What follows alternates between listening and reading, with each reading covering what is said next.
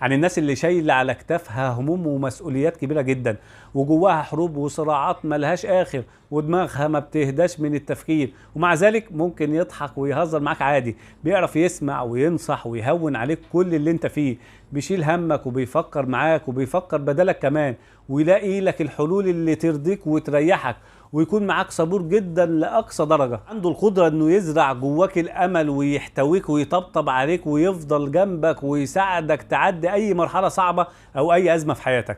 دايما برغم مشاكله وهمومه بتلاقيه هو اول واحد جنبك في اي مشكلة بتمر عليك، واخر واحد ممكن يتخلى عنك. هو بني ادم مخلص جدا وجدع لاقصى حد، وتلاقيه سند لكل الناس. طول ما هو جنبك وحواليك بتكون حاسس بالأمان، حاسس انك مطمن، ابن اصوله، بيعرف يتعامل مع كل اللي حواليه الا نفسه للأسف.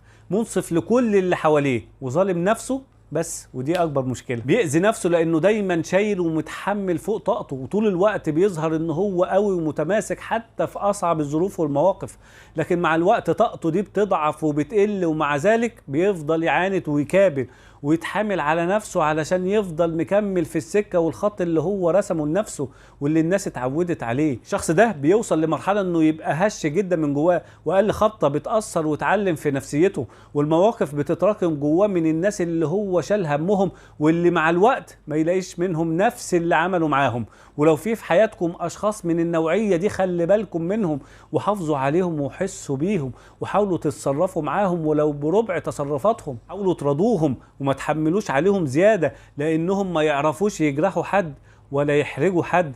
بلاش الطمع والأنانية معاهم، لانهم حقيقي نعمة كبيرة قوي من ربنا عليكم، ويا بخت اللي في حياته حد بالشخصية دي.